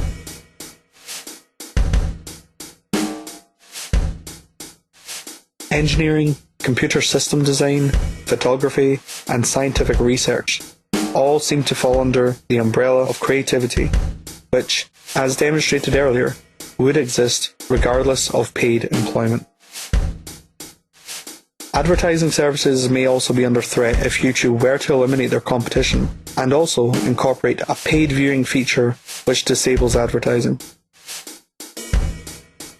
Consulting services, I think, can easily be replaced with advanced voice recognition software.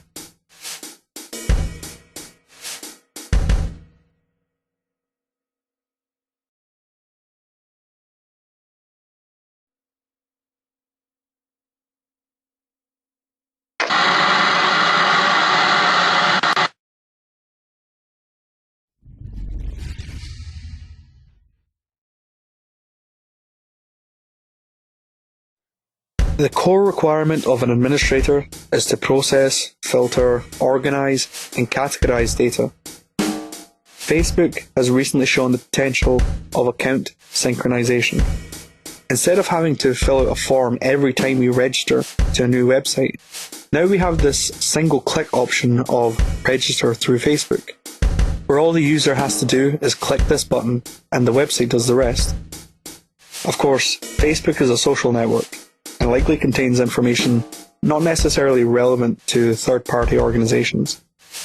But if the government were to further the train of thought here, we could instate a nationalised social hub whereby those of us with, say, a national insurance number could at least have the option of having our relevant details authenticated and synced with our national insurance accounts. And once the information has been submitted and synced, applying for government benefit, bank loans, college placements, or even making a dentist appointment could all be achieved much faster through the online hub, reducing our dependency on the processing requirements of these time-consuming middlemen. And having a regulated information hub could also extend to the elimination, or at the very least the downgrading, of a postal service, for all forms of documentation could be securely transferred electronically to authenticated email addresses.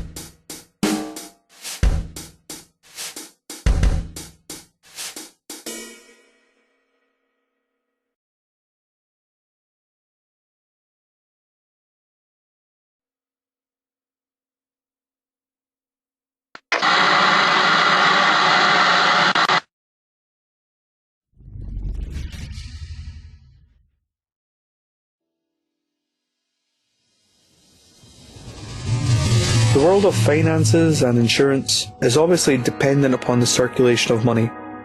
So rather than address specific elements of this sector, it's perhaps easier to simply look at the root cause of our pending financial collapse. Far from automated systems, the fall of the global financial economy will result from simple causation principles in mathematics. Almost every form of trade in the world is represented through currency. Currency is a proclamation where a certain value is identified by a number. £1 will represent a value, which can differ slightly between traders, but generally holds an accepted range.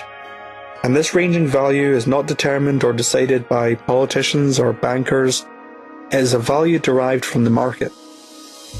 When calculating the cost of housing, energy, transportation, as well as goods and services, we are presented with a consumer price index, and thus derive the overall market value of the pound.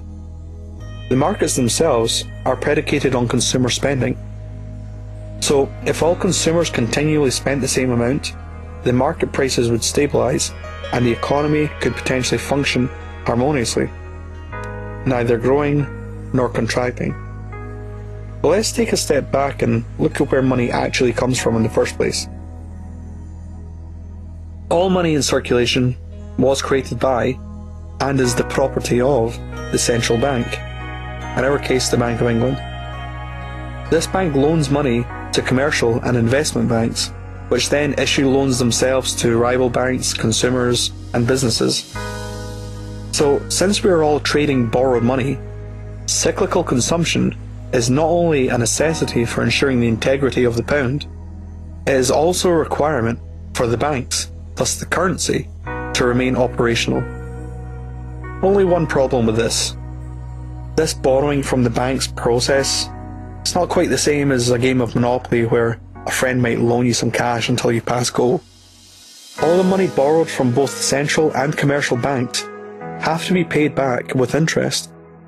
But since the interest is in fact not created alongside the initial loan, the ability to pay back more than exists in principle is mathematically impossible if the goal was maintaining economic harmony. So instead we try to resolve the problem generated with interest through a process called quantitative easing, in which banks may temporarily lower interest rates and the government will often borrow more money at interest in an effort to grow the economy. See, rather than address the fundamental flaw of this system, we instead perpetuate an infinite growth paradigm, which of course is ultimately unsustainable on a finite planet. And in looking at the numbers, it doesn't seem this quantitative easing has had much effect. Here's the average monthly consumer costs in 2008. Compared with today, we have an overall price increase of 25%, while wages during the same time only rose by 6%. These results are simply because perpetual growth is unsustainable, and bankruptcy, redundancy, foreclosures, administrations, liquidations, loan defaults, and the raising of a country's debt ceiling are all built-in consequences, and we should expect nothing else of this system.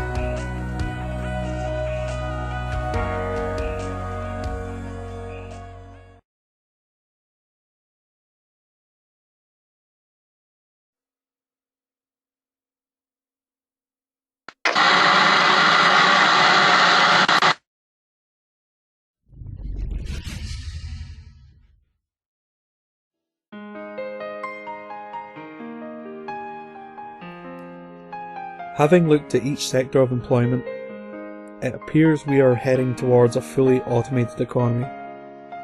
Some might say this would still require a lot of human workers. Machines, after all, do have at least one constraint. While they can work without a monetary incentive, they do require energy. Our current methods of energy cultivation result in the depletion of natural oil and the burning of CO2 emitting fossil fuels. But these methods are wasteful, cumbersome, and quite frankly outdated. Solutions to the energy crisis are often cited in the form of nuclear power, but after the disasters in Japan, perhaps we should be looking to cleaner, safer solutions. Solar energy is gradually becoming more and more accepted by the mainstream. Even the government are incentivizing homeowners to adopt solar panels with the feed-in tariff scheme, where participants will be compensated for any surplus energy generated. While an initial solar panel investment may deter some of us, it's reassuring to know that the cost of solar is currently dropping at a rate of 30% per year. But can we really sustain our energy needs on solar panels alone? Well, firstly, solar technology is not limited to buildings.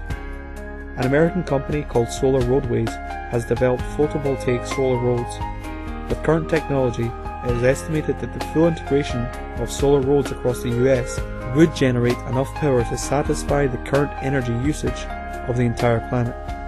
The roads also incorporate LED display, which could probably be programmed to coincide with autonomous vehicles, ensuring even greater road safety. The roads in colder climates would be installed with embedded heating elements, eliminating ice and snow hazards, as well as the required job of snowplows and gritters. Solar energy aside, how about wind? According to the US Department of Energy, if wind turbines were fully harvested in just 3 of America's 50 states, the energy cultivated would be enough to power the whole of the USA. But wind farming is also not limited to the gigantic turbines which most of us are aware of. We could be utilising vertical axis wind turbines with magnetic bearings, which cause the wind vane to levitate, reducing the friction and cutting wind speeds usually hindered by gears. You could literally blow on these things and create energy. So what happens when we place vertical axis turbines inside street lamps? Well, when a vehicle drives past, it creates a gust of wind, and in turn powers the lights. Then we have tidal power. According to the Crown Estate, the UK has the potential to harness up to 153 gigawatts, accounting for more than 20% of our current energy usage. They also found a potential 27 gigawatts from wave energy. And then of course, we have geothermal power. So here's the Earth. In countries like Canada and the United States, seasons come and go. In the summer months it can be quite warm, and in the winter very cold. While the temperature of the surface of the Earth changes with the seasons, the temperature of the ground below the surface does not. Even at just 2 meters or 6 feet under the ground, it is about 15 degrees Celsius or 60 degrees Fahrenheit all year round. Geothermal takes advantage of this consistent temperature and uses it to heat and cool homes. So how does it work? First, a large hole is made into the ground and filled with a series of pipes. A special heat-absorbing fluid constantly runs through the pipes. In the winter, heat from the ground is absorbed into the pipes and pushed upwards, where it can be circulated throughout the house. In the summer, the process is reversed. Heat from the house is absorbed into the pipes and pushed downwards, where it can be stored within the cooler earth. So what are the benefits of geothermal heating? Well, for one, you can save a lot of money. Geothermal uses way less energy to operate, and this means a heating bill that is up to 80% lower than that of a traditional heating system. Secondly, geothermal doesn't run on fossil fuels like oil or gas, and therefore produces significantly less greenhouse gases. So look into geothermal today for a cleaner and sustainable source of energy.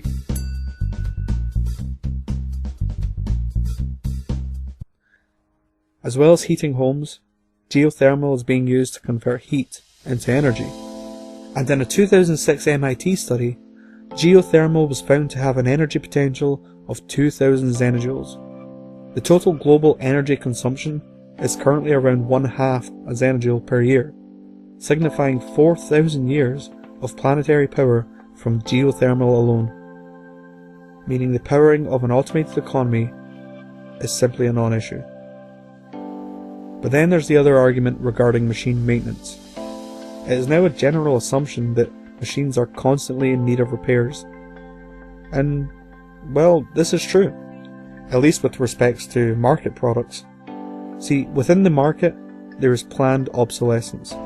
In order to maintain cyclical consumption of goods, it is crucial that products have a short lifespan. The biggest issue and potential flaw to me over this invention is the fact that it's not an invention or a product that actually will be purchased more than once. You kind of almost want your product to break occasionally. If we were to remove our dependency on cyclical consumption, we could instead create products to last. The only threat to a machine's lifespan would be atmospheric erosion. And this is why in the future, all machine parts will be treated with a super hydrophobic coating which uses nanotechnology to repel water and refined oils.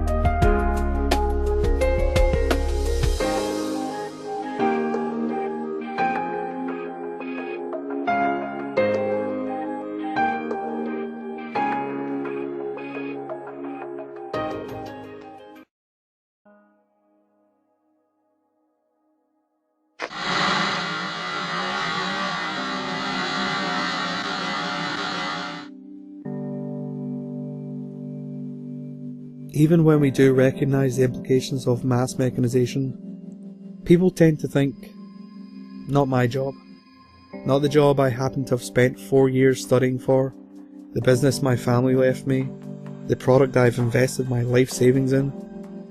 That job will be around forever. I'm sorry to tell you that that is merely wishful thinking. And yes, your job too is vulnerable. Even if not directly threatened by automation, we are all affected by the mechanisms of causation. When a store fails, the products on those shelves, thus manufacturing, is affected. Just as when a product becomes obsolete, the stores in turn suffer. Also, when 50% of household products are either redundant or freely downloadable, what do you think will happen to the world of advertising? Autonomous cars eliminate the need for a driving license, thus the need for driving schools and instructors. And since accidents are near impossible, there will be a reduction in time with car insurance companies, repair shops, and of course, taxable offences relating to speeding fines and the like. And as the overall state of the economy weakens, commercial banks, real estate, and government-funded institutions such as education and healthcare will all be affected. So if by now you're asking, what's the real solution to the unemployment problem? My question is, what's the problem? The loss of a job is historically synonymous with degradation and poverty, yet we're looking at a future in which organic food and clean energy are cultivated with levels of abundance never before seen. Homes can be constructed within a day without any human involvement. All tools, aesthetic objects, and even medicine are designed, downloaded, customized, and printed on demand, either made from in your home or delivered via autonomous vehicles, which have improved road safety and reduced travel time. Then of course there's better healthcare, free education, less waste, and this is all to say nothing of the explosion in entertainment. The real solution to our problems have nothing to do with capitalism, socialism, communism, the free enterprise system, or any other sub-related group, for these are market economies. And as the financial market dies, we need to transition into a new, sustainable economy, one which is designed around ensuring our survival, meaning we must all have equal access to life-supporting needs without the ridiculous number game or any monetary exchange. We have the technology and the understanding today of how to scientifically orient our resource distribution. But of course, these types of transitions are never easy. There is nothing preventing a temporary period of mass poverty and starvation. In fact, there's nothing preventing us from holding on to this outdated, competition-based, infinite growth market economy until we have nothing left. By raising awareness of our technological potential and having the population understand the imminent need to transition, we can alleviate the fear usually generated through ignorance and allow the change to happen with little opposition. Now, luckily for us, I don't have to sit here and propose setting up a mass awareness raising campaign. It already exists. With over 500,000 members and hundreds of chapters worldwide, the Zeitgeist movement is the largest grassroots movement in history and has set out to raise awareness as to our true potential on this planet, while at the same time advocating a transition into a new, sustainable, global paradigm.